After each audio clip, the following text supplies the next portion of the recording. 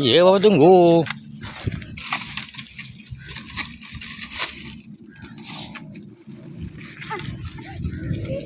Tuh.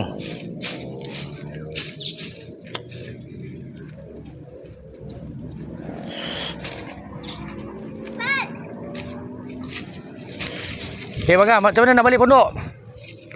Mana jalan nak balik pondok? Mana? Tak tahu. Ikut sini boleh, Tadi jalan nak balik pondok mana?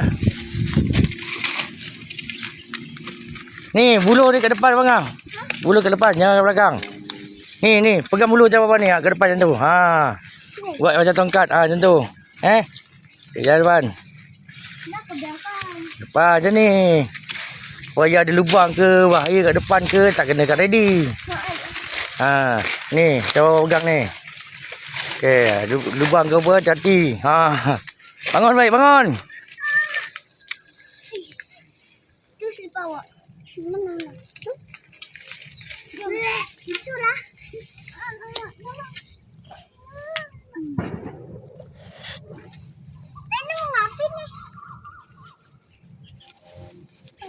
Okey, ikut abang. Okey, abang, cari jalan.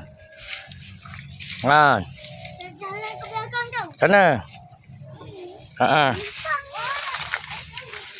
Jauh tak? Ha.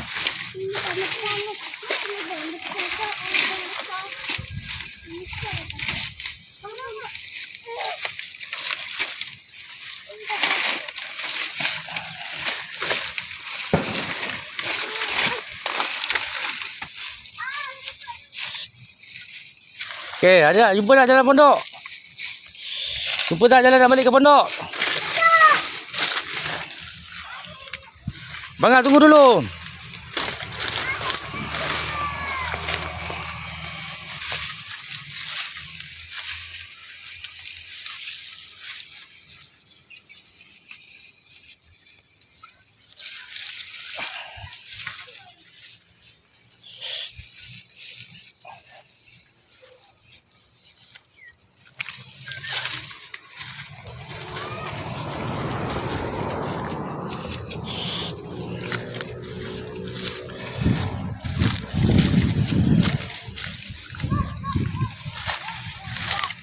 Pada tahu dah jalan sini.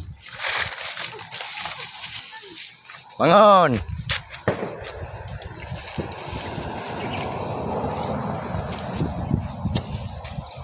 Pada tahu dah jalan ni. Dah tahu dah? Okey.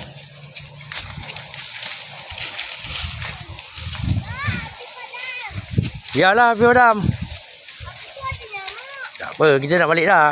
Kenapa nak bakar? Nak tengok update, nak tengok bawah belakang. Dah, tak bakar dah. Dah gila bang. Nak balik dah.